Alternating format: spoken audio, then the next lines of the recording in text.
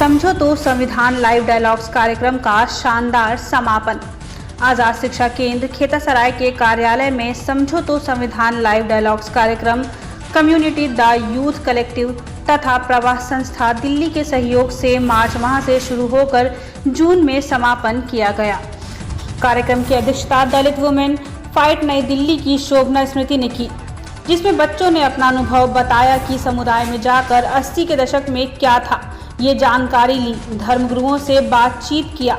इस कार्यक्रम को फैसिलिटेट ज्योतिका श्रीवास्तव व आफ्ताब आलम ने किया। फैसिलिटेटर ज्योतिका श्रीवास्तव ने बताया कि ये कार्यक्रम संस्था प्रमुख निसार खान की निगरानी और सहयोग से विभिन्न गतिविधियों के माध्यम से संविधान द्वारा प्राप्त मौलिक अधिकार कर्तव्य मूल्य से अवगत कराकर बच्चों व युवाओं का 2 ग्रुप बनाकर जिसे कोहर्ट का नाम दिया गया। ये ग्रुप 14 से 17 वर्ष के बच्चों का और 18 से 25 वर्ष के युवाओं का रहा। अड्डा के माध्यम से सामाजिक मतभेद, हिंसा चाहे किसी भी कारण से हो, उचित नहीं है। फेक न्यूज़ पर अंधविश्वास को खत्म करके कैसे विश्वास की ओर बढ़ा जाए। डिजिटल चीज़ों के साथ साथ पेन और पेपर का इस्तेमाल भी ज़रूरी है, जिसके लिए पत्र लेखन का कार्य, विभिन्न शब्दों से कहानी का निर्माण, सैम और सैमथा की कहानी के माध्यम से प्रश्न बनाना व प्रश्न पूछना सिखाया गया व गाने का निर्माण करना व गाने का मीडिया प्रोडक्ट तैयार किया।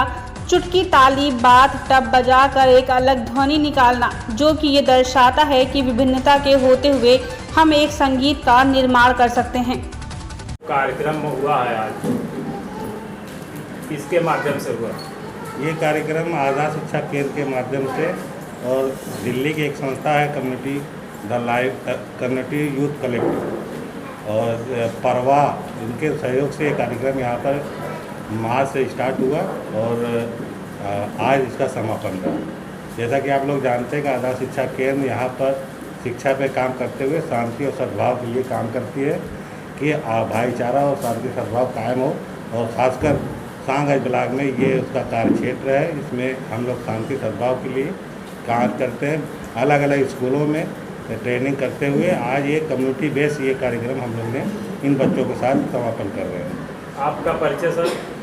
मेरा नाम निसार अहमद खान है, आज़ाद शिक्षा केंद्र का अध्यक्ष हूँ और ये संस्था 2004 से पंजीकृत सिपाह में है और इस संस्था के अलग अलग आयाम हैं और अलग अलग मुद्दों पर और बच्चों के अधिकार के पर काम करती है, जो कि अपने देश की विभिन्नता में एकता को दर्शाता है। ये कार्यक्रम ऑफलाइन और लॉकडाउन लगने के बाद ऑनलाइन पूरा कराया गया।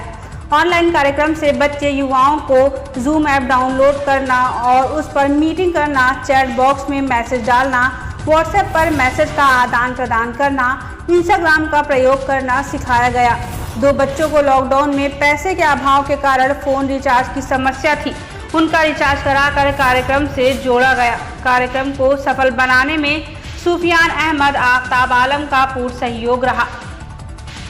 संस्था के अध्यक्ष निसार अहमद खान ने संस्था के बारे में बताते हुए ये बताया कि कार्यक्रम 46 बच्चे युवाओं के साथ आज संपन्न हो रहा है और जुलाई माह से ये पुनः आगे चलेगा। शोभना स्मृति ने कार्यक्रम की सराहना करते हुए प्रतिभागियों का उत्साह बढ़ाया और कहा कि आगे कार्यक्रम में आप लोग जुड़ें, जिससे समाज को एक नई दिशा मिल सके। प्रतिभागियों में पुरस्कार स्वरूप लड़कों को प्रमाण पत्र, सैनिटाइजर, मास्क, पेन दिया गया। इन्हीं सामग्री के साथ लड़कियों को जागरूक करने के लिए सैनिटरी पैड भी दिए गए। जौनपुर से ब्यूरो चीफ मोहम्मद अरशद की रिपोर्ट।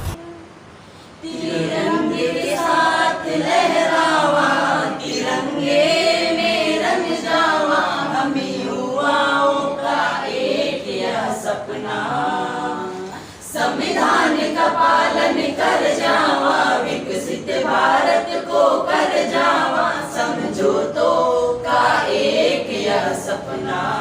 फैसिलिटेटर के रूप में यहाँ पर काम कर रही हूँ। इसमें ये कि जो है 2 ग्रुप बनाया गया है बच्चों पर और युवाओं पर, दोनों पर। तो जो बच्चे हैं उन 28 बच्चों का ग्रुप बना है और जो युवा लोग हैं उनका 18 बच्चों का ग्रुप बना है। इसको ये 2 समूह को जो है इस प्रोग्राम के तहत कोहर्ट का नाम दिया गया है, जिसमें हम लोगों ने इसका नाम ग्रुप 1 को जो है कोहर्ट 1 और कोहर्ट 2 करके दिया है। और इस प्रोग्राम में जो है सामाजिक भेदभाव को दूर करने के लिए, आपसी तनाव टकराव को दूर करने के लिए ये संविधान द्वारा जो है प्राप्त अपने अधिकार, कर्तव्य और मूल्य को पहचाने बच्चे, इसके लिए ये कार्यक्रम चलाया गया था, जो कि मार्च महीने से शुरू हुआ और मई में ही इसको ख़त्म होना था, 3 महीने का था, लेकिन लॉकडाउन की वजह से थोड़ा सा इसमें प्रॉब्लम आई। अब हम लोग ये जून में जो है आज इसका समापन किया। मैम, इसमें आपको कहाँ तक सफलता नज़र आ रही है?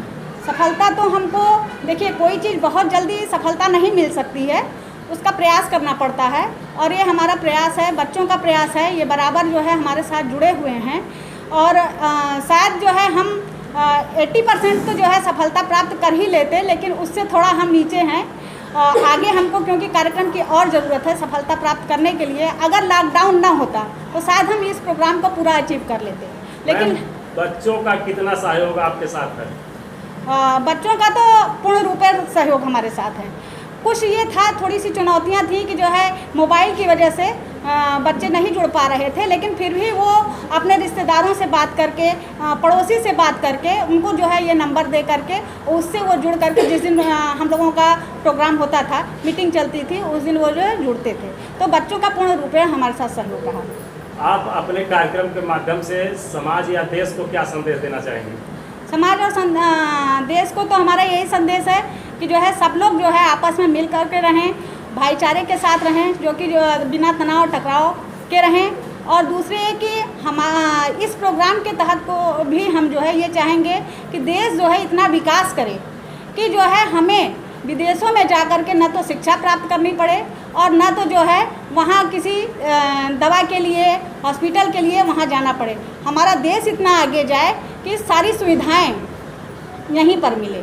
और इस प्रोग्राम के तहत युवाओं को, बच्चों को यही सिखाया भी गया और उसी हिसाब से बच्चों ने ये गाना भी हमारे यहाँ, जो कि प्रोग्राम से जुड़ा हुआ था, बच्चों ने बनाया भी कि हमारी जो है यहीं पर देश में टेक्नोलॉजी आए, शिक्षा हमारी ऐसी हो कि हमको विदेशों में जा कर के शिक्षा न लेनी पड़े।